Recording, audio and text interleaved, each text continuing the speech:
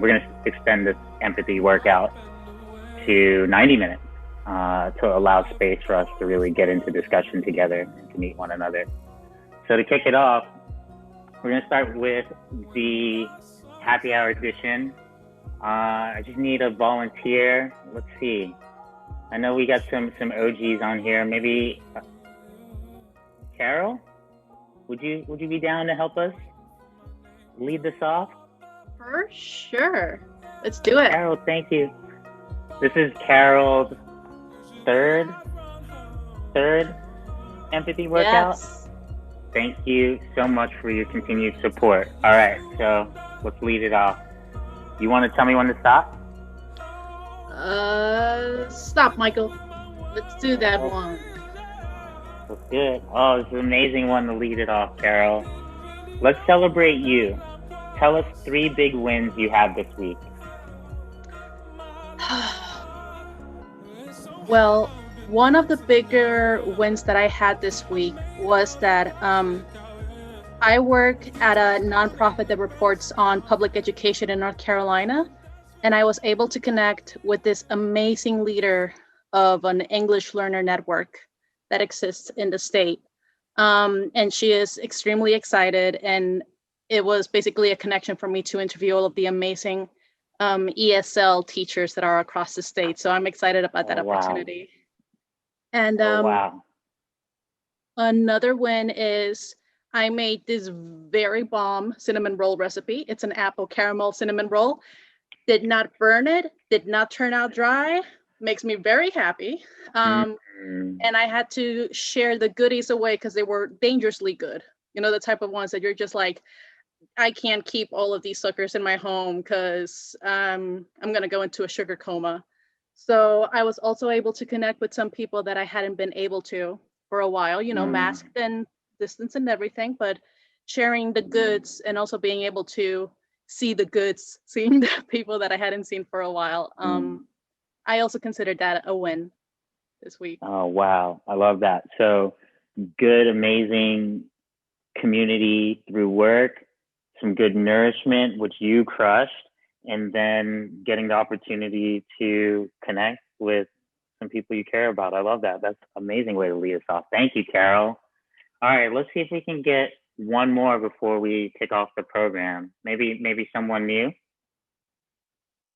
I know I have a special friend out there, Mary Ellen Haas. You knew I was going to come for you right away. I knew it, Mike. Are you down? I'm down. I can do it. I can do it. I'm your biggest fan. Oh man, thank you. I'm so excited that you're here on this Sunday for your first empathy workout. I'll go into it more. At least, I mean, why am I bearing the lead with us being featured in the New York Times, and you get to be, I get to share it with you. It means a lot. So, your turn. You ready? Okay. Yeah, I'm ready. Stop. I'm ready. Do it. Right there. All right. Right in the middle almost. Okay. Okay, Mary Ellen Haas. First of all, tell everyone where you're calling in from. So I'm calling in from Connecticut, from Shelton, Connecticut, and I'm lucky enough to be working with Michael in the next week with about 100 plus of our staff to do some listening sessions. So I'm one of Michael's biggest fans. Well, thank you so much. All right, here we go. I feel most free when blank. Wow. I have to say when I'm near water, water's very soothing for me and very peaceful.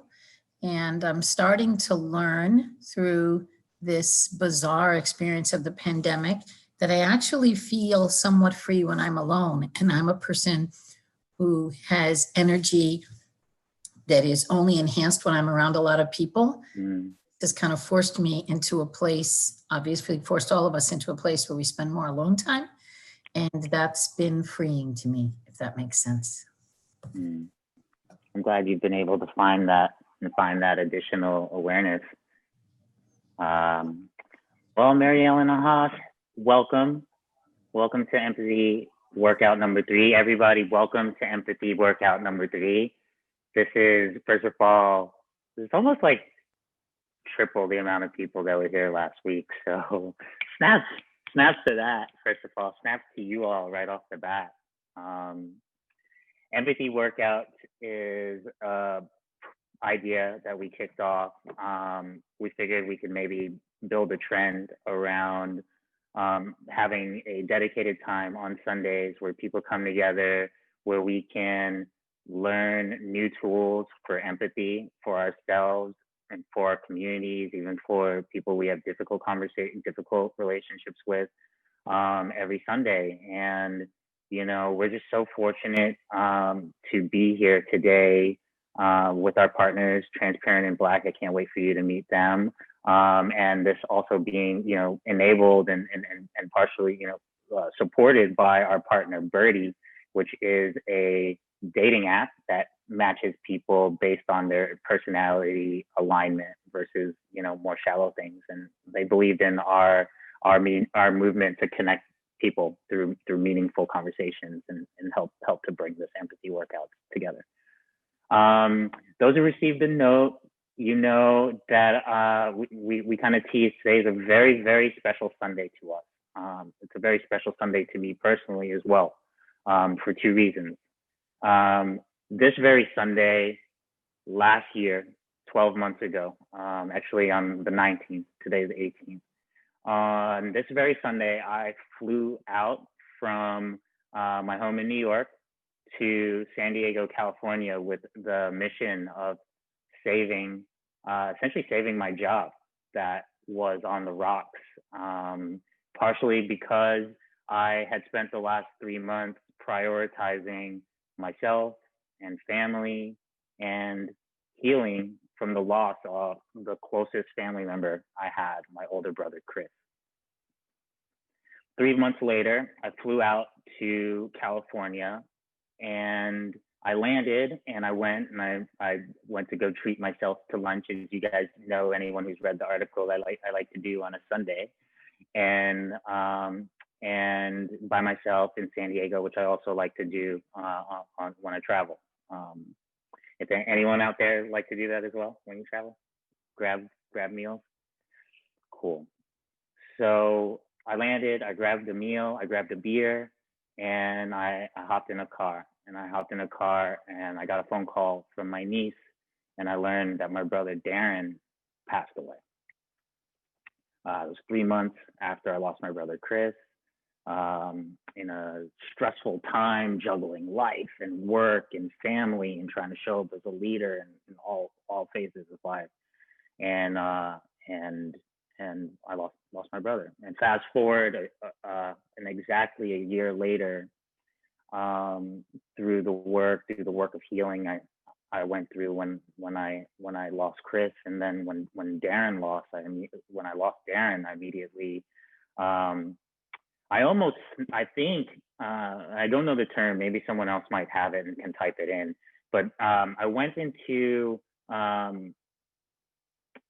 different form of trauma response, which is, you know, partially I was able to do that because of the pillars of strength that I put together in the 3 months after losing Darren. But I went into work mode, but the work mode that I went into was like, wow, yeah, I didn't expect that. It was a surprise.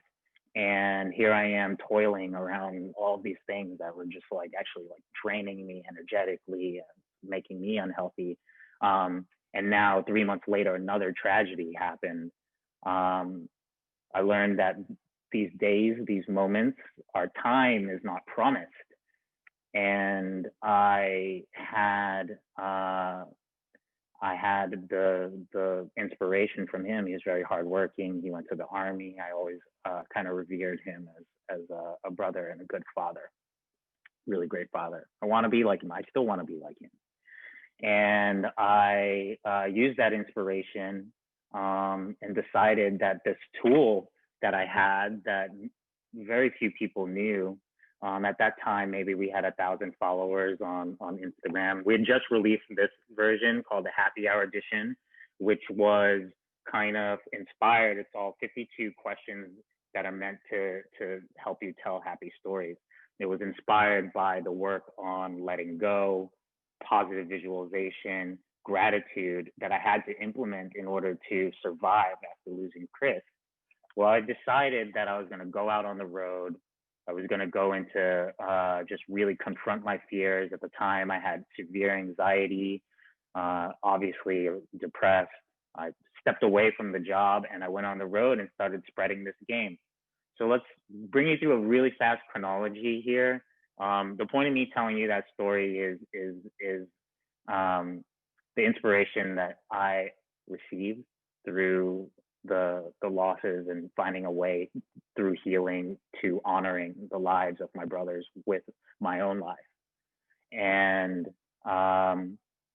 you know, basically went out on the road and traveling kind of like a crazy person. My parents did not understand it. My Jamaican immigrant parents did not understand this. And landed in Florida right as lockdown started. I was about a 3 hours drive from my parents. I then spent the next 3 months with my parents, where I doubled down on my values and used that as a place of centering myself in order to deal with just a crazy, scary time and fear coming from all over, and rightfully so. Those values led me to writing more about my own experience and specifically focusing in on diversity, mental health, and empathy, these cards. And I wrote an essay the night before we all lost George Floyd. And that essay started to get a bit of recognition. And that essay was about the fear that I was feeling viscerally in my body in the state of Florida every time I would see simple symbols like a "God bless our president" sticker. I would see the sticker in the line of a Starbucks, and I would feel like my chest clench up, my abdominal muscles get engaged.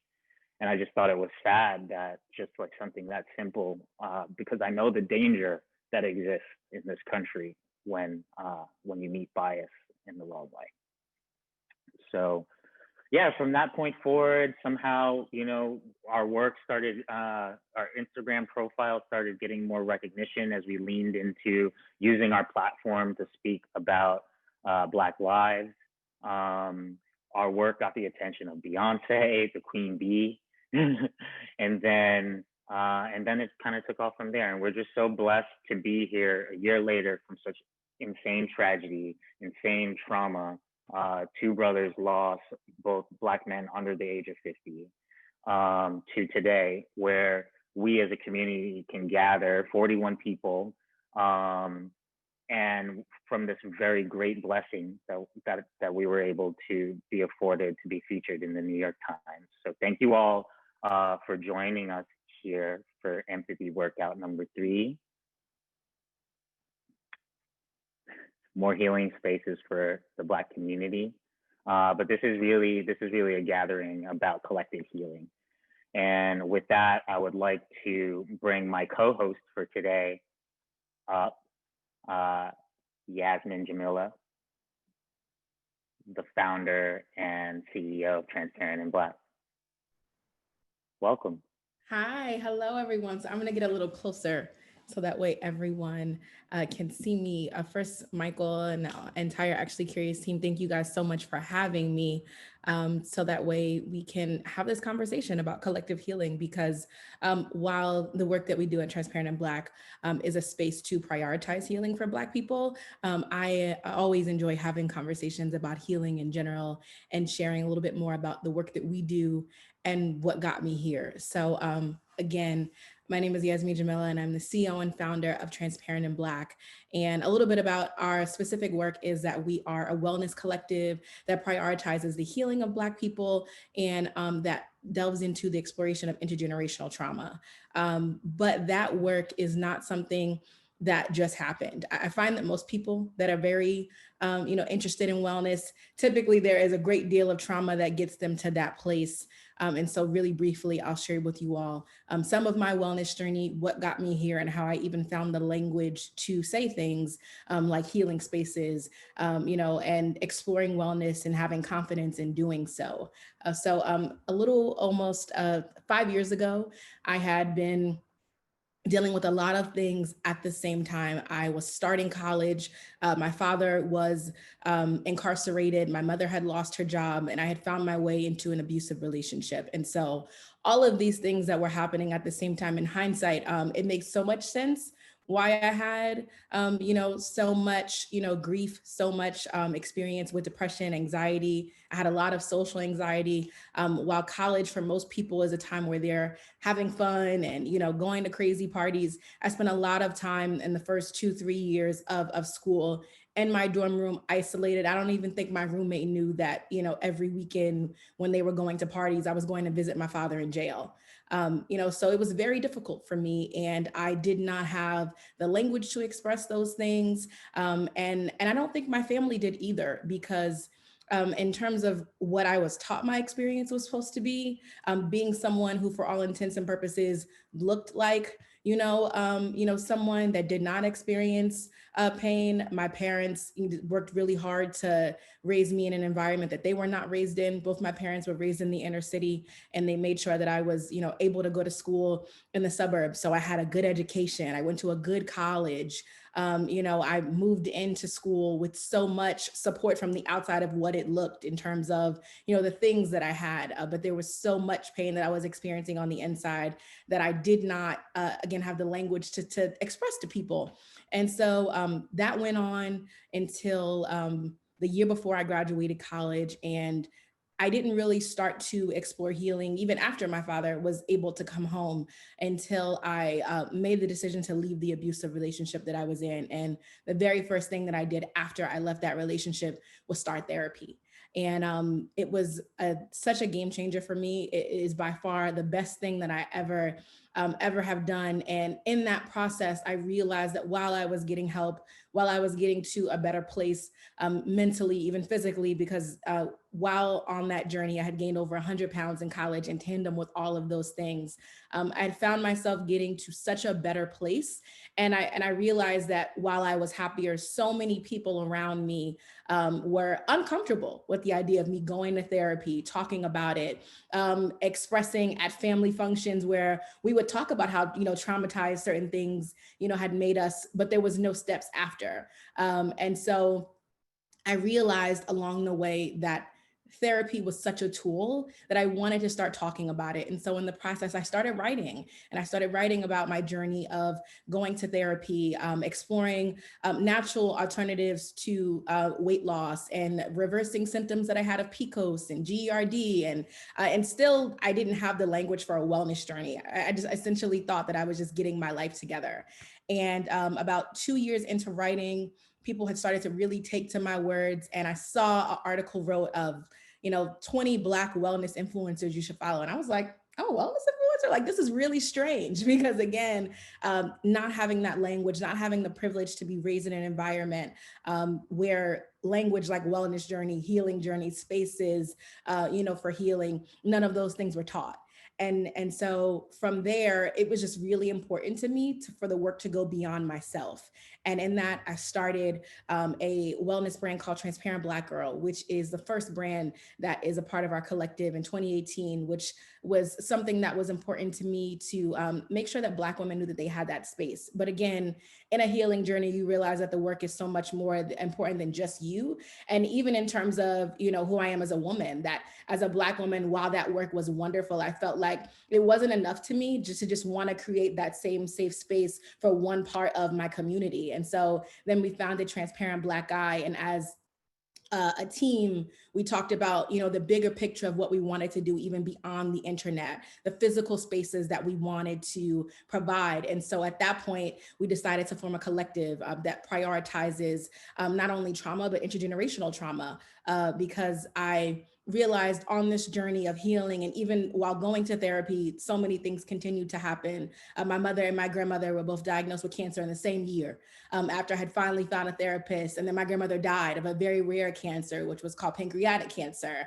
And so in that process of all those things happening, I was still healing, but again, met with so much, grief, and one situation after another, after another, after another. And when my grandmother passed away, as I was one of her caregivers, I started to learn so much more about my family. And I learned that my grandparents were both adopted. And so they had so much pain of not knowing their families. I learned that my great grandmother had been placed in a mental institution after she had lost her husband. And so she was never the same after that. And so to find myself now with healing such a burning thing in me, I knew that it was so much deeper than my own life, my own journey, my own experiences. And so at that moment, it became again about, generational healing, intergenerational trauma. And I think that we hear that language so much now about the work that needs to continue. But it was at that moment for me that it became again about something that was so much beyond myself, that I thought, what would a world look like if I was not only getting to a place of wellness and of wholeness for me, but for generations that I'll never even meet. And so that has been my work for the past almost 3 years. It has been such an honor to meet people that are of not just Black people. I found that even people that are not, Black, that follow our page, that have sent messages saying, I'm not even a Black woman or a Black man. And the work that you all have done and the information that you share has helped me. And so that's a little bit about me and the work that I do and why it's so important. And I think that this year, the beauty of where we all are, I think that everyone has been able to pay attention to the importance of healing spaces. And so while this is work that I'm unfamiliar with, I'm still so excited about it every time there's an opportunity to talk, because I think that quarantine has really allowed for the world to quiet, so that way we can get really focused on the things that matter. And healing is something that, whether in quarantine, out of quarantine, that will always be important, that we'll always need to discuss. And I'm so honored to be here to talk to you all about healing spaces, the importance of them. And even if you're not Black, it's important for you to explore healing. It's important for you to understand the idea of what is a safe space, and what that can look like for you, and for you to practice empathy, so that way you can not only be kind to yourself, but be kind to others who have had different experiences. And I'm so excited again for the opportunity to be here so that we can all learn and unlearn together.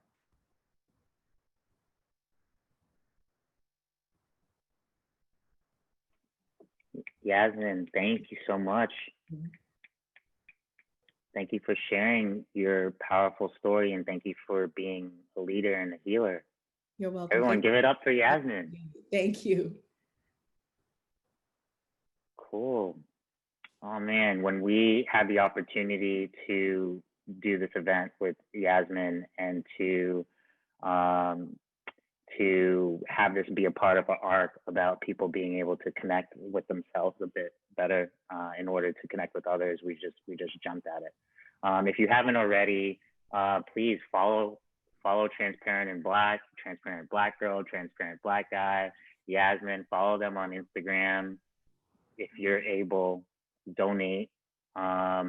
We've been able to I don't know, a few people have already donated for this event to target all of the proceeds from these Empathy 2020s to Transparent and Black. And we really hope that this movement of theirs continues to gather momentum. And if there are any brands out there, I know there are brands in my community. If this feels relevant to you, like, jump on it. It's a win-win. You need to understand how allyship works. Like, you can reach out to Curiosity Lab and we can help you guys figure out how to connect those dots, or just figure it out with them. All right, so we're about to dive in to the empathy workout today. Y'all ready? So we extended the time because we really wanted to give space to this topic, from feeling to healing. So the way we're going to lead this off is just with a little tiny bit of education. It's the education part of the session. So is that right? We go to the next slide. Next slide, please. So let's start off with the definition of trauma. This was helpful for me. I had to look it up. I just wanted to see what Psychology Today, which is, I trust them. Trauma, the experience of severe psychological distress following any terrible or life-threatening event. And, you know, I think it's important to start here because this idea of healing of the Black community, healing of trauma, it starts with like understanding and giving reverence to the idea that that people experience trauma because mental health is not widely discussed and it's stigmatized. We don't spend enough time talking about it. We don't know enough about it. And when we aren't able to heal, that shows up.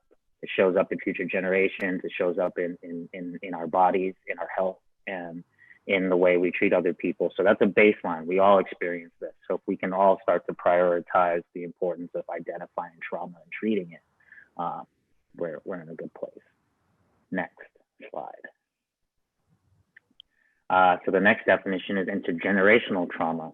And we pause here because when we talk about healing of the Black community, this is kind of the crux of what we're getting at. And it is generations and generations of trauma experience that's transferred. And this idea is that it's transferred between generations, via a complex system of post-traumatic stress mechanisms, such as physical, emotional, addiction, eating disorders, bullying. I think it's important to look at this because a lot of humans experience this. And what we're saying is the Black community disproportionately experiences this because of slavery and because of systemic racism. Next slide. So instead of exploring this, we as people do a lot of things to avoid it. And here are some of them. And you know, this is a safe space. Hopefully that's what we're fostering in you. And thank you for trusting and coming here. So, you know, I'm going to lead off by being vulnerable and saying I've engaged in a menagerie of all of these things. So, you know, a lot of these things are more socially accepted than even talking about trauma: alcohol, drugs, maybe sprinkling a little healthy or not so healthy relationship with sex, or the internet, or the combination of the two. With shopping, you know, I know there's some Candy Crushers out there, or other gamers. That's another form of addiction, actually. But you know, the most acceptable of them, I would say, is work. And quite frankly, and when I say I had a different kind of trauma response, you know, some good things have come from it. But I wonder, and I have to check in with myself and say, you know, over the last 9 months of all this hard work that I've been doing to spread this mission of empathy, is some of that a trauma response to all that loss. So today, you know, our point today is to really slow down. You know, that's going to be the theme. We're going to hear that a few times. Slow down and connect with your emotions. Whatever you're feeling, hopefully, you know, I want you to feel a safe space, you know, here to express.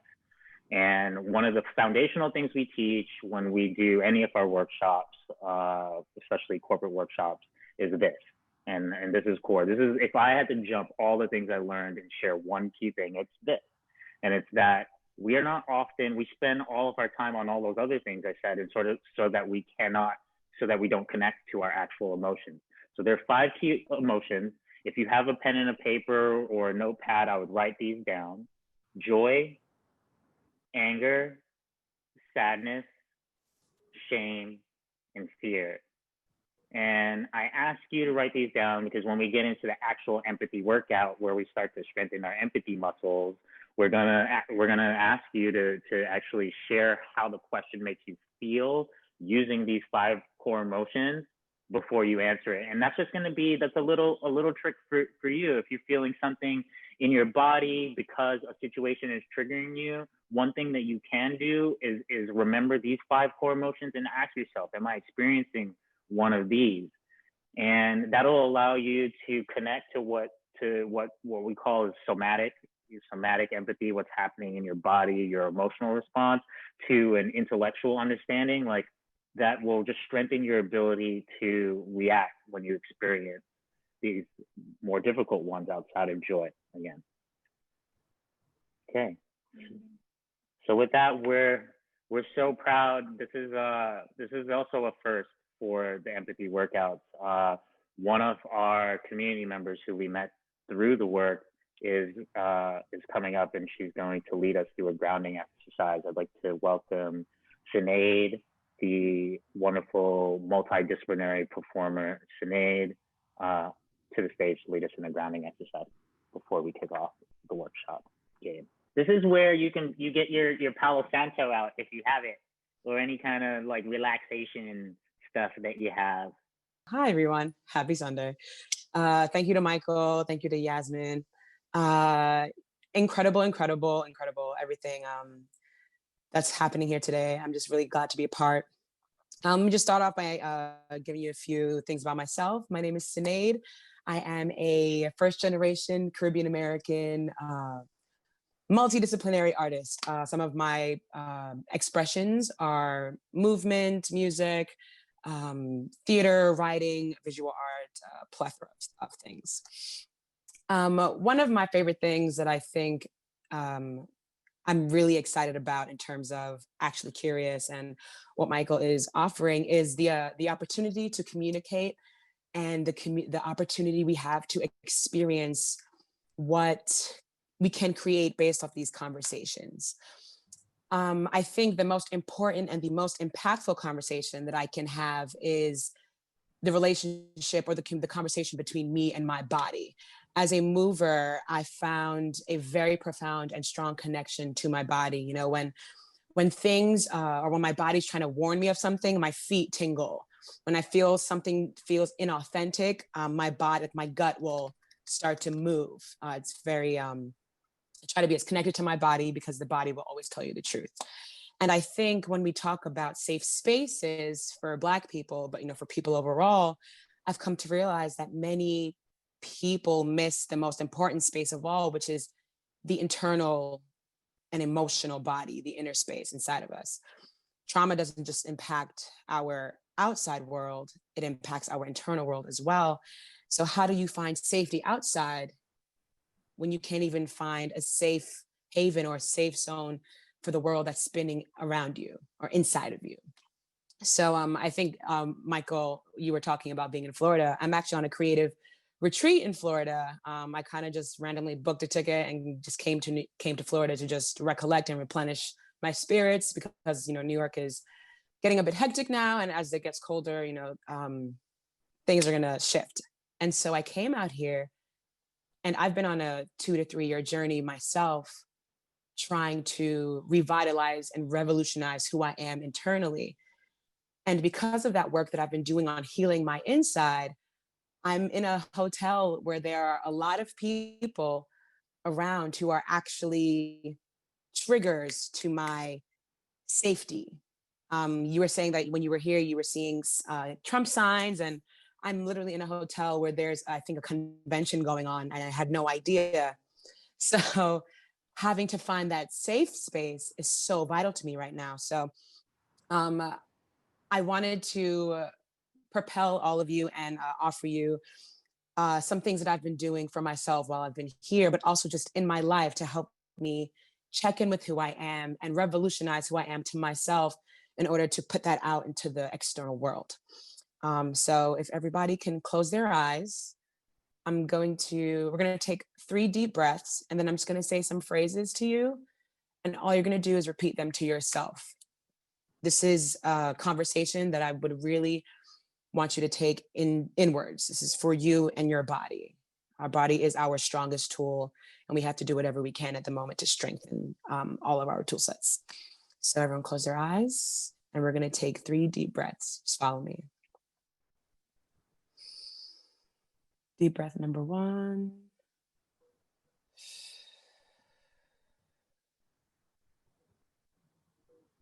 Take another deep breath.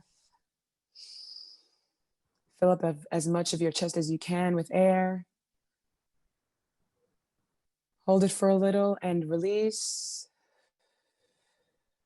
And take one more deep breath. And then you're just going to repeat these words inside to yourself after me. I am still here. I am still here. I am still here. I feel safety in my body. I feel safety in my body. I feel safety in my body. I direct my own life and direct it in any situation. I direct my own life and direct it in any situation.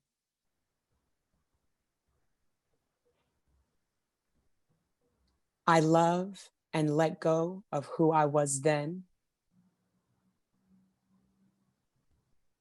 I love and hold on to who I am now. I love and lead with who I will be.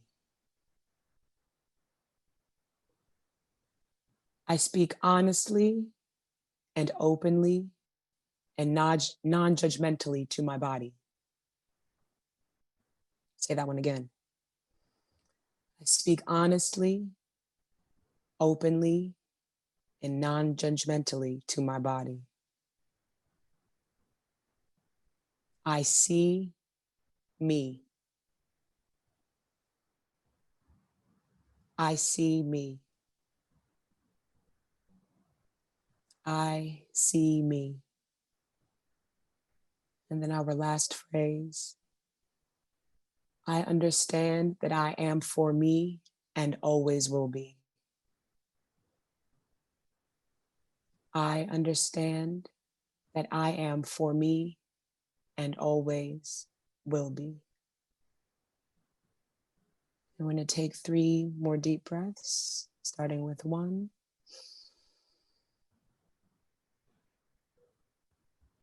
And release. Second deep breath in. And release.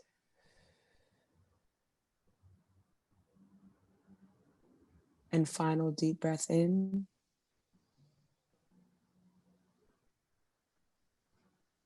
And release.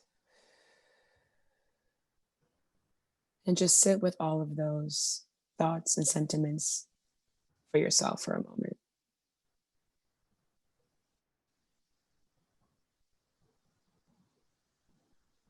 And just think about all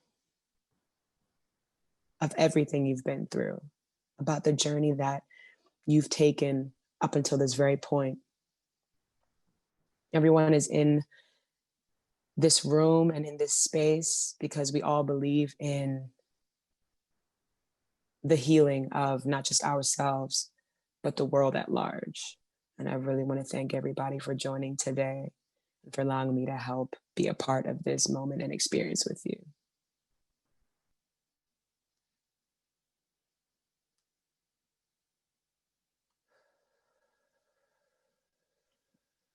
Sinead, thank you. You're welcome, absolutely.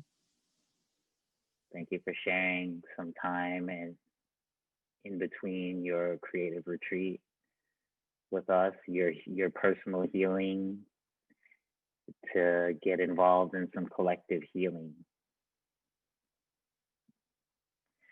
And thank you for setting a tone or just slowing down and listening to our bodies. I want to invite everyone to take that spirit and that intention here with you into the rest of the session here. And just know that, we're here as a group, but this is really, that starts with you internally. So as we get into these topics today, I want to encourage people to take this safe space as an opportunity to share, because in sharing, there's healing. but you, you know, you take care of you. I'm not a therapist. None of the organizers here are therapists or trauma informed. So if we do get into a topic that is particularly triggering for you, I encourage you to just gently like step away and take the space that you need. Or, you know, if you do find, hopefully not, but find that you need support more professionally, then take that as well. But in order to help keep the safety of the space, we put together a few ground rules. Thank you if Kanene is out there for that suggestion, that build from last week. The ground rules here are: be present, you know, close the windows and the apps, take this moment for you, all of that energy, all that grab for your attention will be there later. This is a safe space. Everyone's opinions are to be respected. In fact, this game is about letting people speak uninterrupted. If you do find that there's something you want to react to, especially in the format we're going to do, you'll have the opportunity to share yourself. Speak to your experience, like really practice this. This is a big thing in bias is speak using I statements rather than you or they or one. Really focus in on speaking about your own experience. And if you are like kind of dominating the conversation, just remember to share the space here. Choice, you're going to volunteer, so you don't have to answer these questions. Hopefully we'll get quite a few in each round. We're going to level up through the colors from the original deck, from blue to green to yellow to pink. We're going to try to spend about equal time on each. Team shares an individual. At the end, we're going to have an opportunity to share as a collective. Take notes, which will help you. If you have something that's you really don't want to lose and you really want to say, then write it down. And then vault. These are let's keep the confidentiality of people's stories. So the way the game will work, we'll probably have to cut this down a little bit, but about like 7 minutes, you think? 7 minutes or so discussing each question. The first and most important rule is just to slow down and really allow yourself to pay attention to what's going on in your body and to essentially identify if any of the 5 emotions are coming up for you: joy, fear, anger, sadness, and shame. And to help you all, I'm going to model this with the first card, and I'm going to go ahead and answer the first card, which is a blue card, to kick us off. Start the clock. So the first question is, who is someone from your childhood who shaped who you are today and why? And there are a lot of people who shaped who I am today and why. And it's just been so beautiful actually getting notes from people who've seen Actually Curious shout it out. One of my mentors who works in advertising, and I remember when I didn't, my parents didn't have like a white collar job in that way, that I would tell people that my mentor works in advertising when they would question, my background in some of the spaces that I was in. But today I'm going to say my brothers, Christopher, aka Dean. It's a Jamaican thing. Jamaicans have like a birth name and a nickname. So Christopher, aka Dean, and Audley, aka Darren. I'm the Yankee, they call me, so I don't have 2 names. And they were bigger than me. They were both over 6 feet. They had bigger personalities.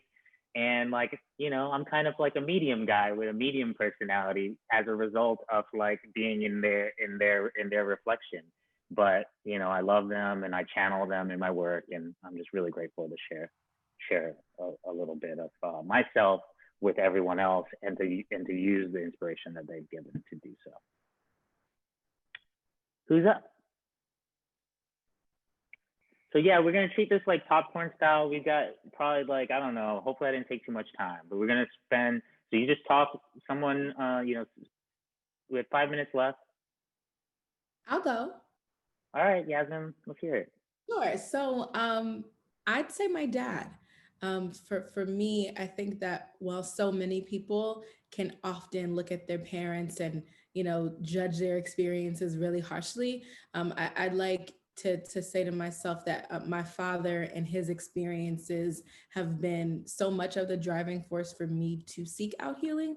And so I think that I have in that so much love, even when I think of the most difficult things that have happened, because I know that his experiences and how they influence my childhood are, so much ingrained into the work that I do. So my dad.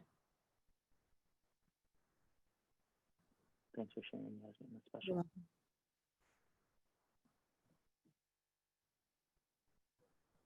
So I don't know, do we have to take people off mute, or can people unmute themselves?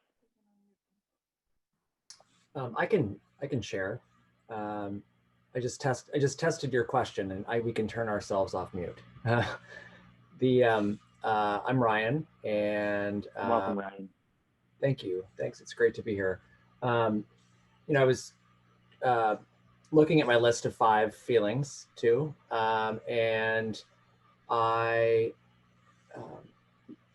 the feeling that came up for me was sadness. I think for a couple of reasons. My person is also my father, and not sadness because my childhood was a negative experience, but sadness because in reflecting on some of the things that I learned from him, they're not, they're like maladjusted behaviors. Like I've just come to realize as an adult. So things like keeping secrets, not talking about my feelings,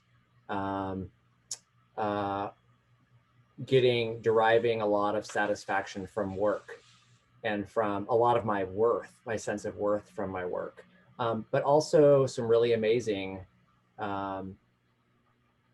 lessons that I've taken into adulthood, like how important family is, about being, impeccable with your word. I think that, I think the sadness for me is just, one, that I lost my dad about 3 years ago. Sort of before I did some of this work around, around what I have taken from him and don't have the opportunity now to share some of these things with him. Ryan, thank you for that bravery. Thank you for stepping up and sharing your story. I'm sorry for your loss. I also want to say thank you. I want to also just thank you real quick for bringing it back to the rules, which I forgot. I was feeling joy. So, hey, Ruby, welcome back. Hi. Hey. So we have about 3 more minutes on this question. Maybe we can try and get 2 more people on this blue level. And so just share how's this question make you feel, and who's that person? I circled the feeling, which is joy. I had an awesome caretaker, babysitter in my life. I was part of a big family of 5 in big ages. So I was with her a lot, and she was fun, empathy, gratitude. And she was an independent woman at a time when she's one of the first women to get divorced in Missouri in the 40s from her abusive husband. And just kind of being that role model for me, like, you don't have to take abuse from people. You don't have to do what society tells you to do. Like, you can be your own independent spirit and take care of yourself. And she didn't have a mom growing up, but she was like the best mom to me. So it's a reminder that, like, even if you didn't get something in your childhood, you can heal that by being that thing that you missed out on in your childhood. Like, she didn't have a good she didn't have a mom after the age of 2, and she was the best mother to me and eventually to her stepchildren. So a lot of joy when I think about her, and gratitude. Thank you, Ruby. Thank you, Ruby. All right, if anyone's got a quick share, we can squeeze one more in before we go up a level. I want to go. All right, let's hear it. Okay. Hi, Michael. Hey, Congratulations Nene. again on your time. It's still in my very empty but filled with love. Oh wow! I guess you can see us. My very empty but full of love apartment. Yay! And my commitment to spreading the key evangelist of Actually Curious. So I actually physically have somebody else watching the empathy session with me. Say hey, Keith. So, hi, everybody. Woo! So I'm going to talk about my father. I would not be who I am in terms, if it wasn't for my father, in terms of being like this activist and, you know, I guess in my head revolutionary, but also like, I think most importantly, like a free thinker that like questions society and the motives of humanity and the motives of people in power. That's all Daddy. Like he literally, you know, raised me on this like curriculum of protest music. Miriam Makeba, Hugh Masekela, Nina Simone, Gil Scott-Heron, Fela, James Brown, sorry, Peter Tosh interviews. So I'm like 4 years old, 5 years old, 6 years old, with a little afro and hand in the air. So my fist in the air. So when I think of my daddy, I think like immense joy, like tears of joy, like I could literally cry right now. Like that man is like everything. And he's written books and he's gotten Teacher of the Year awards for like other children. But Daddy is Daddy. I love that man. Well, thank you, Tanene, and thank you for joining us again, and thank you for sharing that where that rebel comes from. All right, so we're taking it up a level. Oh, he's Trinidadian. I forgot to mention he's from Trinidad. Trini boo boo. All right, so we're taking it up to a level green. As we go up to this next level, I want to just throw out there that the theme of this event is creating safe spaces for the Black community. I'm going to try a thing here. I'd like to really invite that we, for the first few minutes of this round, offer the space to people of color who, if you feel compelled, no pressure, but Black and Latinx or otherwise identifying, I would love to give you the stage first and ask the community to do that as well. So the question is there a difference between inclusion and belonging? I'm happy to go. Hi. Hello. Hi. Thank you so much for providing us this space. So I'm Bahia. I am Moroccan, and my first experience in the US was 3 years ago. And coming from Morocco, where community is the key, is like the pillar of all society, but hearing in the opposite that America was a place of inclusion, the American dream, etc. So basically, I just put all my saving in one nut and came here. And to be honest, I never felt so alone in my life than in this place, because it's true, I was included in those places that's maybe like amazing, etc. But I always felt, I'm sorry to say that very honestly, but a kind of superficiality of, if you even say thanks, you're expecting something in return, like you're helping me with the food, and it was like this feeling of you're included because of politeness or because you have this brand supporting you or whatsoever, but you don't belong, because it was this feeling of you are not accepted as you are.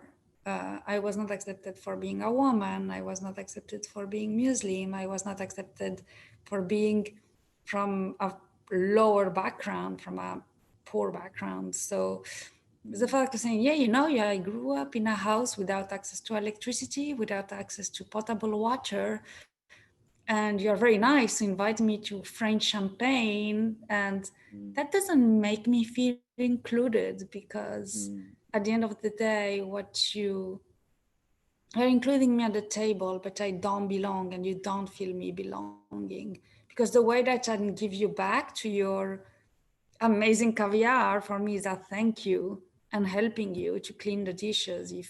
Those people didn't clean the dishes, but anyways, I don't want to take more time, but just say that I am grateful for having this place with all of you, because it's a place of true belonging. Doesn't matter if I'm African or Moroccan, whatsoever, if you're Black. I always say I'm not Black, my skin is not Black, but my heart is, because I go through the same experience. So thank you for providing this space, and thank you all for sharing.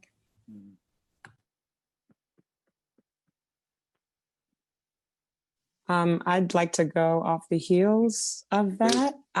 I totally identify with that. And that's also part of the reason as to why I'm even in Florida right now. I needed to leave New York City to try to understand, how did the city that I thought was a place that I belonged, how did it become this superficial place? And I'm only now realizing that stepping into this space of, wanting to be better, of wanting to heal myself, that the people who I thought were there to help me have only been wanting something in return. And so they've been taking it from me in a lot of different ways. And I'm the type of person where I give to give, because it will come back. And it always does. Even this opportunity right now is me getting it back in like tenfold. So I think, inclusion is not genuine and authentic. And I think belonging is really something that has to do with integrity. And I feel like there's a misunderstanding or a framing of what integrity should be and how it should be allocated into the world. I think not if people understand the same line that belonging and integrity kind of are on.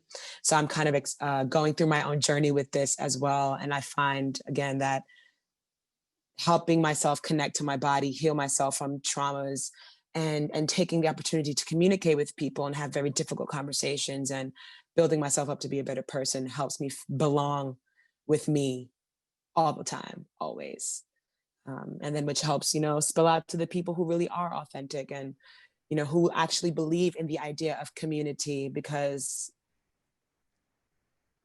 I guess the individual nature that I grew up in, or that is, the United States, it's actually not conducive to anything that we all want. I've realized it's not conducive at all. Like the American dream, you work hard, you go get it, you go do it. It's not helped anything really. It's all just kind of kept people further away from each other because of that individuated sentiment in nature. And I feel like belonging is so much more accepting. It's what's the word I'm looking for? It begins with the E.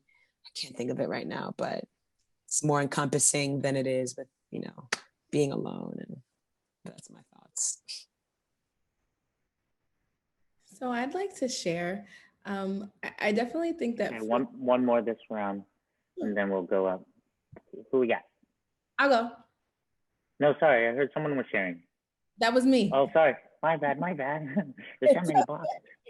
I'm turning off of this mode. Thank you, Yasmine. No worries. So I definitely think that there are differences. I think even in terms of like the word inclusion, right? That there's so much, even in terms of spaces that are inclusive, spaces that, people feel safe and comfortable in versus belonging, of communities that make you feel, good, that are, ultimately places where you have been accepted, and that you feel accepted, you feel seen. There's definitely a difference for me especially even as it relates to wellness, right? Like there are, walking into spaces that are inclusive, not always even in that feeling comfortable. And so with that, there are feelings of sadness, but then joy of belonging in spaces and, walking into rooms where immediately I am more comfortable to speak on the fullness of my experiences and know that there is real safety that relies in those spaces. So those are the two differences for me.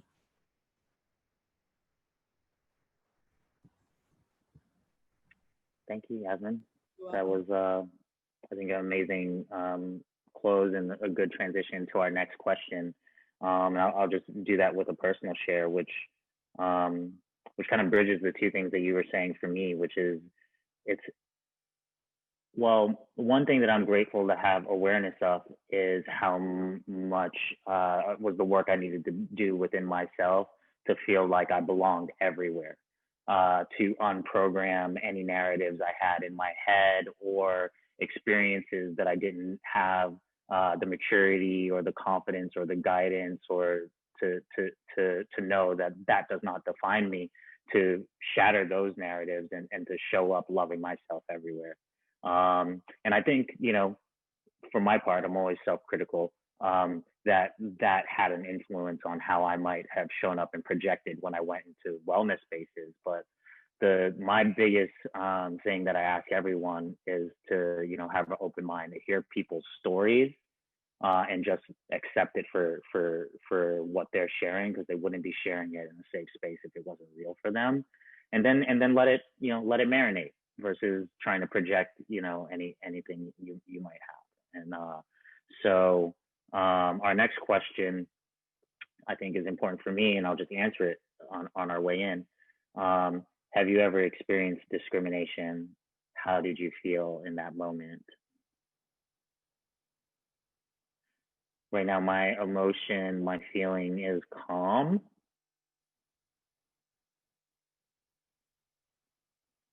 And anger. Yeah. I've experienced discrimination. Right now, I can't really think of a particular story that I want to tell. It's just a feeling that I'm familiar with. And because I've experienced enough, I've developed a resilience to kind of like slow down and almost like really prepare. And there's a mixture of like anger and preparedness. That's how I feel when I'm in a moment where I feel discriminated against. Now I'm able to do that. All right. Want to show the question one more time? Okay. Damaris, you up? I am up. My camera is off, but hopefully you guys can hear me. For me, I think this question of discrimination kind of piggybacks off of the question prior about the difference between inclusion and belonging. I think for me as an African-American woman mixed with Puerto Rican, I could be viewed as kind of like the more acceptable Black person, the Black person that white people may feel more comfortable around in a room, because I'm the light-skinned person, I'm the person with the bubbly personality, I'm the person who might be well-spoken. And so for me, kind of identifying discrimination sometimes is a little hard. I look back at my experiences when I used to live in New York as well.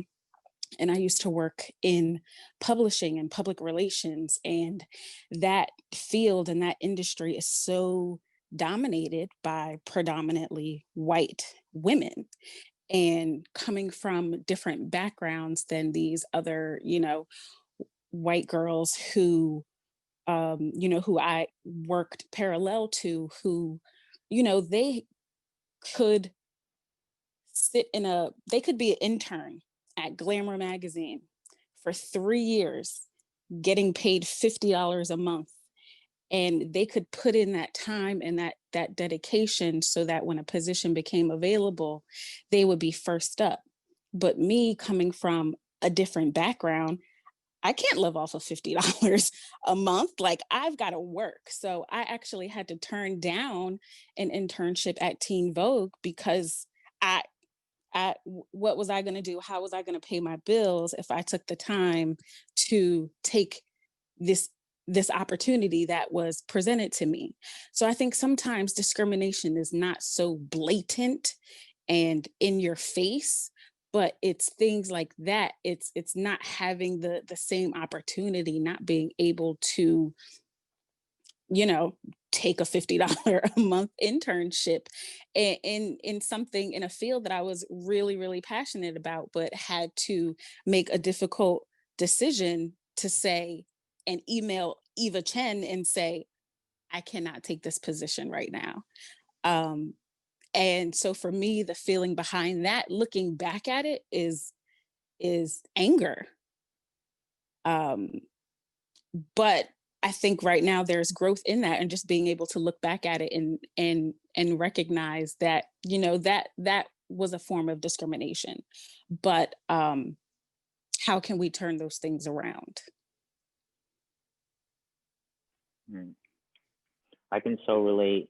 It's like you don't even know that you're being discriminated against when you're in a system and the momentum's against you early on, and you can, of course, look back on that and be like, that shouldn't have been the case. You should have had the opportunity to get your foot in the door. I can empathize. All right. Can we get two more in? One more in on this round, and then we're going to go up to the highest round, the T. I'll go. Sorry, you can go. Oh no, someone else. Go. You can go. Are you sure? Yeah, Okay. Yeah, for sure. Michael has had enough of me. Thank you, Carol. Thank you for allowing some space for new guests. Check it out. So the first thing, I'm half Black, but I don't really look half Black. I look more Hispanic. And so the first thing that came to mind in discrimination was, I think I was about 10 or 11 when it really hit me. And all my cousins are also half Black, half white. And we were just hanging out and had a conversation. And they said, well, you don't look Black, so you don't really count. And I think that was really a struggle for me all throughout my life. Like, well, I don't really look Black, so where does that put me on the scale? Or where does that put me in being a part of the Black community? You know what I mean?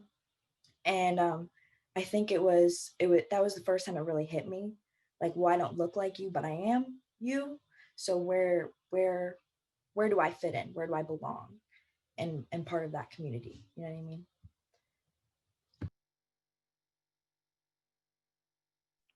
Yeah, Alexa, thank you so much for sharing that. Yeah, Black is not one shade. Black's not one story or one origin, or and I'm sure there's the challenge of wanting to honor your Puerto Rican side equally as well, and find acceptance there. So I really appreciate you sharing your perspective with the community. All right, we're going into the final question. We're going to spend about, what can we do here, 5 minutes here, and then we're going to go into an open forum. So the final question is, what is guaranteed to bring you happiness? Let's explore that together. Carol, you want to go now? You want to lead us off? You look like you were thinking. I caught you off guard.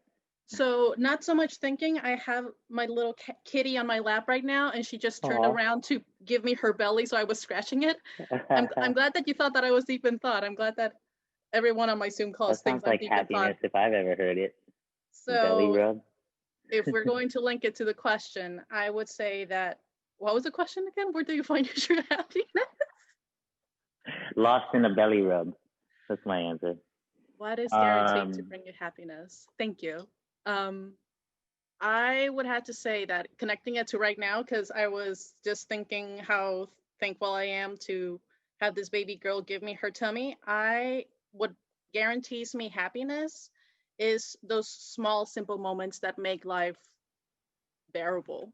Like when you are in the middle of, of your hustle or just getting stuff done. And especially this year, now more than ever, that I feel that we are in that 6-month slump, 7-month slump, 8-month slump, whatever month slump that we're in. I feel that just having those moments when you are reminded of what brings you joy, even if it's like a good cup of coffee or feeling that first brisk breeze right now with the weather getting chillier, or your pet giving baby girl with your pet just, she is loving the belly rubs and she just wants to keep it going. Or sharing a laugh with a friend on Zoom. I think the small things right now are what are guaranteeing my happiness. You guys waiting for permission? You know how it works. Let's hop on up. I'll go next. You want to introduce yourself and let us know how this question makes you feel, and go on into the answer. Yeah. So my name's Kayla. I'm new here. Hey, Kayla. Welcome. Thank you for coming. Yes, thanks for hosting this like loving space. But I think for me with this question, the first thing that came up was a little anxiety, but maybe a little fear. Just because I'm just now starting this healing journey. I've kind of been on it for the last year or so, coming out of an abusive relationship, and I'm just beginning therapy. But when I think about the question, it really just brings me back to finding space within my body and owning my body and owning my own existence, and starting there to like actually create happiness from a place within myself and not seeking it outside of myself. And just learning that I think like finding moments of expressing, finding moments of community, finding moments where I can connect with someone else, and it's in a space of reciprocity and not like this give and take or I'm being drained, and like just having that awareness brings me the most happiness, or can guarantee me the most happiness. And that's what I'm finding in my journey.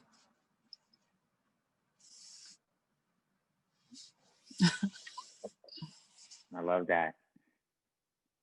Oh man, we got to one more. I want to hear one more.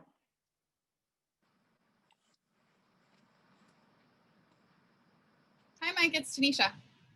Hey, Tanisha Wood. Hey, everyone. Tanisha Wood, the guest host on next week's empathy workout. Really Welcome. Looking forward to that. Thank you. So in this moment, I'm feeling joy, and I was thinking about the question, and what instantly popped into my mind was my younger brother. We're about 10 years apart, and we're really close. But then as I was like digging it within that, I'm like, well, it's not your brother. It's the relationship that you guys have. And it's one of understanding and complete empathy all the time, and really always assuming the best. You know, I think that's what it comes down to when you are in a space where you are understood. Your best is always what is seen first, and not judgments about what might be your worst. And so I guess to actually answer the question, what really brings me that joy is being understood.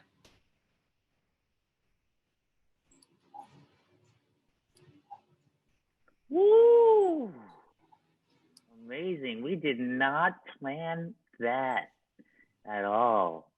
We definitely did not, but it almost could be, because I really, that's what this is about. Thank you for sharing that, Tanisha.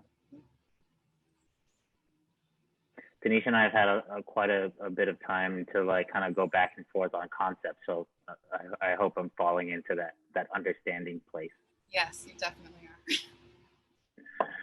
All right, so here's what's going to happen. For the last 15 minutes, we're going to take 10 minutes here for the open forum session, and this is an opportunity for you to share reactions, ask any questions of any of the hosts. You can volunteer with the hand raise tool. Maybe that instruction might be out of date. I think we're all adults. So we're going to do that for 10 minutes, and then the last 5 minutes, we're going to let you know about what's ahead and close us out with an intention for the week. So if anyone has a question, you can just kind of jump in, announce yourself, take up some space, and announce your name and take it away.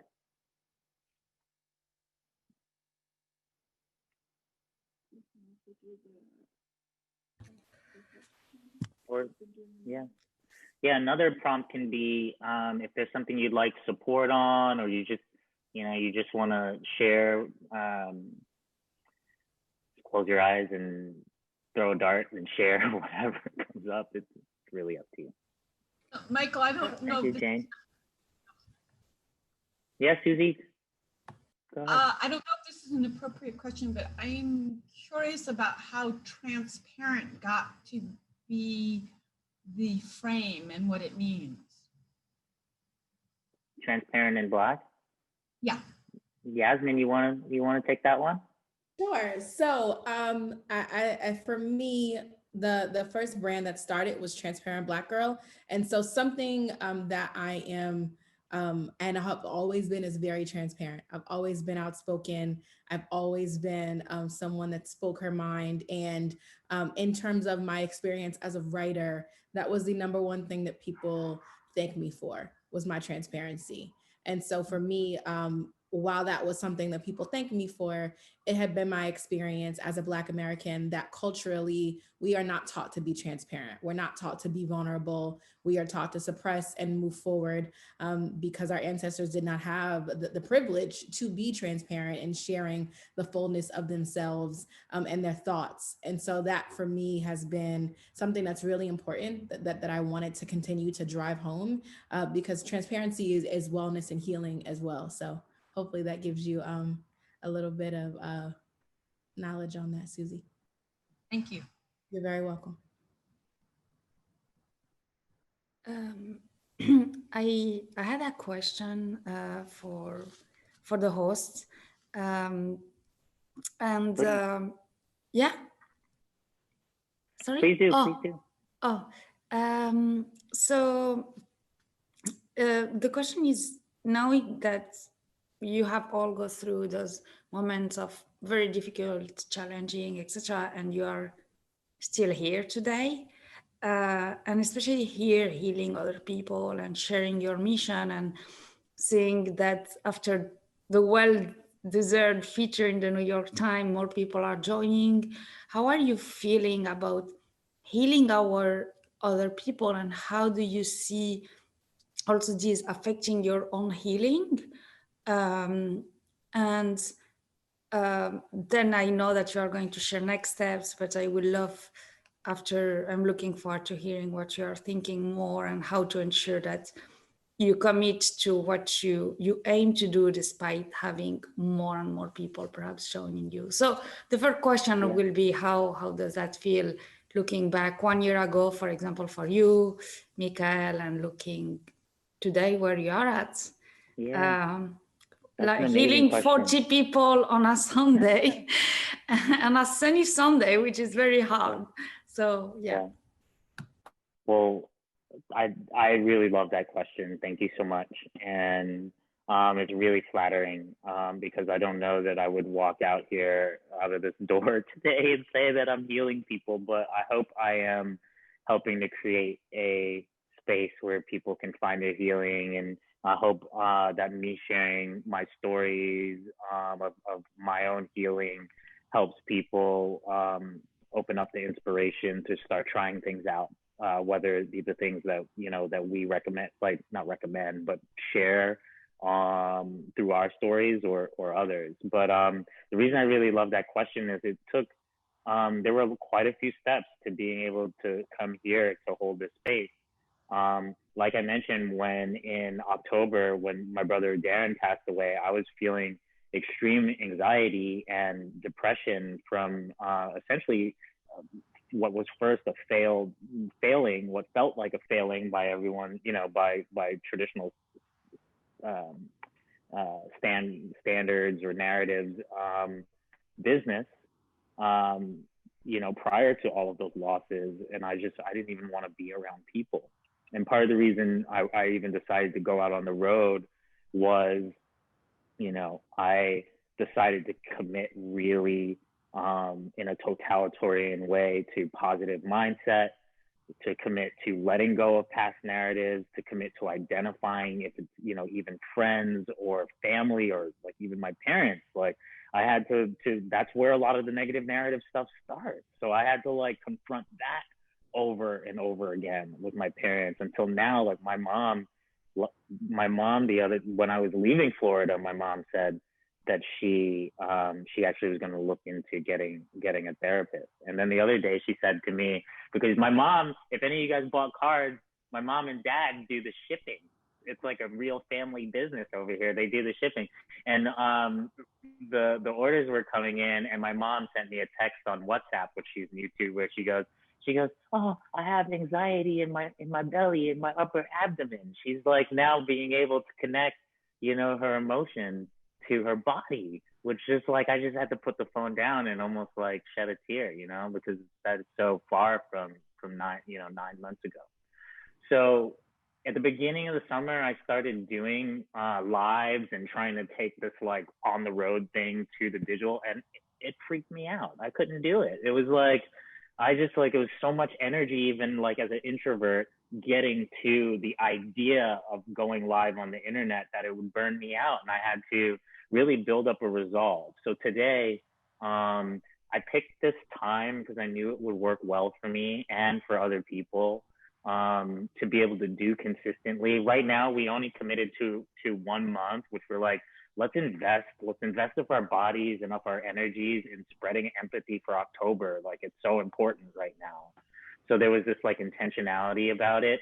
And frankly, after the first couple and the love that I've seen, just strangers sharing with one another and with myself, it's just giving me a ton of energy to just keep doing this. And the momentum is picking up. So I hope I can continue to do it. And if there's ever a time where it's taking too much energy, then I'm gonna, you know, I'll take a break. But I think we're also like recruiting family who might just like maybe raise the hand and say, Michael needs to take a week off. So, you know, Megan Lee Joy, who's on here, is the co-producer for Empathy Workout. She led the first Empathy Workout. She's definitely gonna lead them again. And I just really love that question, because I think it's important when you decide, like, I'm going to take some of my energy. I feel full, and I feel full enough that I want to use it to help heal other people. It's also important to know when you need to take a step back and take care of yourself and fill yourself back up. So thank you for that beautiful, beautiful question. Thank you for sharing. All right, so let's wrap it up. So slide maestro. Thank you. Okay, so thank you again. Thank you, Yasmine. Thank you, Fatu from Transparent in Black. Thank you for coming on, sharing your story, allowing us to you know, galvanize people around your mission for healing of the Black community. And thank you for sharing the importance of how that resonates for us all. Actually Curious, you all know about, it's this card game, 2 decks. You can pick them up. You know, I've been joking around and sort of, but it's almost like a gateway into talk therapy. So, you know, just by getting these cards, you can, you know, do a bit of healing on your own, even for yourself, journaling around them. Birdie, they will be with us next week, which we'll talk about that. But Birdie, they're a dating app that has a different approach, a more introspective, thoughtful approach, which connects people based on their personality compatibility. So if you're in the market, go check that out. And then please download them. And then let's talk about what's coming up.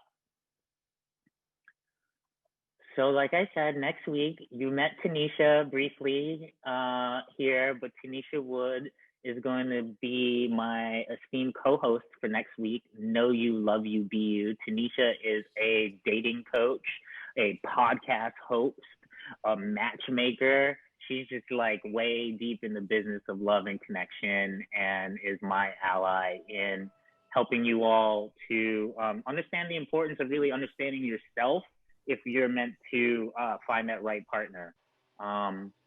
You've been on video? No. You should get My partner has been running the slide. Caroline, you read about her in the article, and I would love if she would come on the camera for a little bit so we can give her some love. Hey, Caroline. I can't speak because I'm on. Okay, she's on mute. Can they see you? Yay. That's Caroline. That's my partner who helps me just like stay full and to do this work. And I'm so grateful to be sharing this Sunday with her. And what else? So yeah, this has been a complete hit. We love connecting with you all. We love sharing these tools. We love dreaming up new ways to use the cards to strengthen your empathy muscles. Today, we use them to, it's locked on you, I think. We use them as a way of just like connecting to stories from our past, really focusing in on the 5 core emotions and strengthening our muscle of like listening to our bodies and to our emotions as we take in other stimulus. So we want to do that more. If you have gifts of empathy or story and you want to team up, reach out to us at hello@curiositylab.io. That's the way to connect with us and to start spitballing some ideas about co-hosting. And we do know that we will be doing a very special high energy empathy workout with our lovely community member, Kanene, who you met briefly. She is the founder of Black Issues. We should throw that in the chat. Follow her. We're coming back here on 11/8, and that's the Sunday after. Is it the Sunday after the election? That's the Sunday right after the election. And so the theme there is let's go there. And I think we went pretty deep and we got pretty vulnerable. But next week we're taking all the gloves off. Is that right, Kanene? Are you there? All right. So, Yay! Yeah. All right. Gloves yes, off. I'm totally there. I'm totally excited. I've already put everything in the. Oh my God! Yes. So yeah, like let's go there. Let's go there post election. Like let's get everybody to vote. And I'm talking to a lot of people now on this new app called Clubhouse, which is like this all audio app that's like absolutely amazing. Y'all should look it up. And so there's an 11-3 movement and there's an 11-4 movement. So I'm working on the 11-4 movement, like what comes after the election.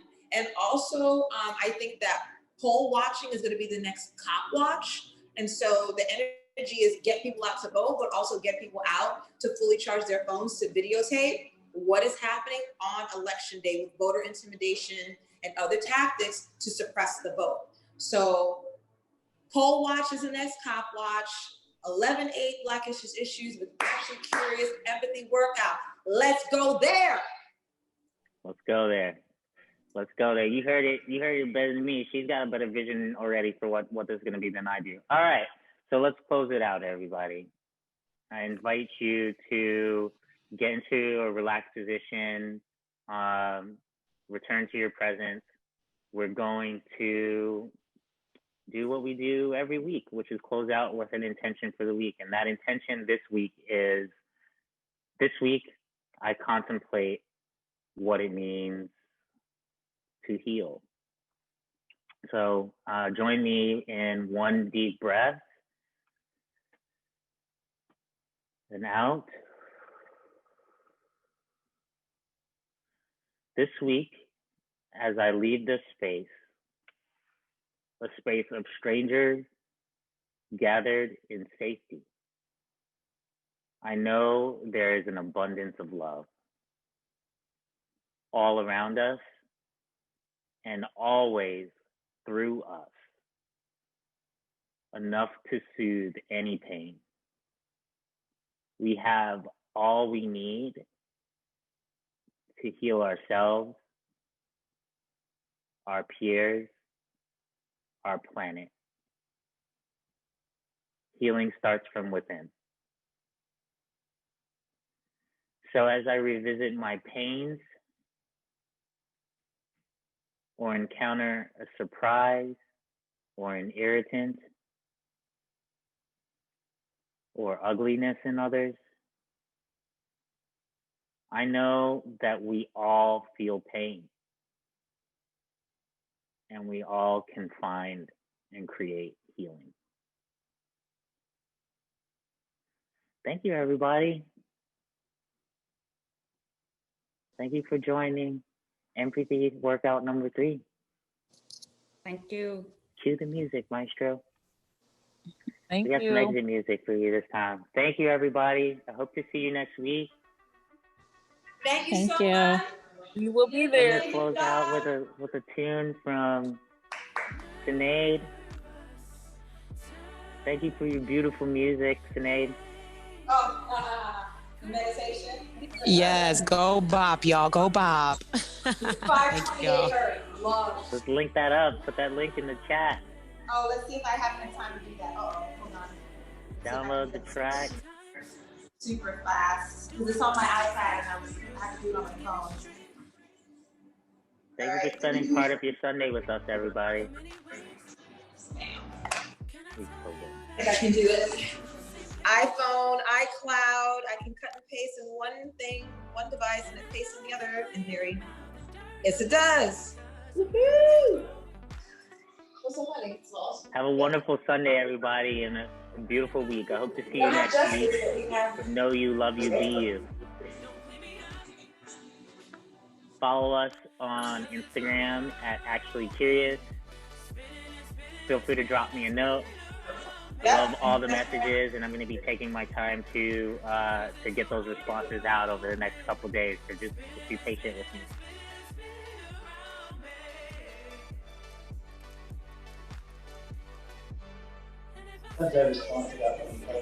Megan Lee Joy, how you feeling? I'm feeling groovy. Feeling groovy? I'm super Connie, I chill see right you now. over It's there. so beautiful. Hey Connie, how you feeling? Mm. Good, thumbs up. Amazing. All right, everybody. See you next week.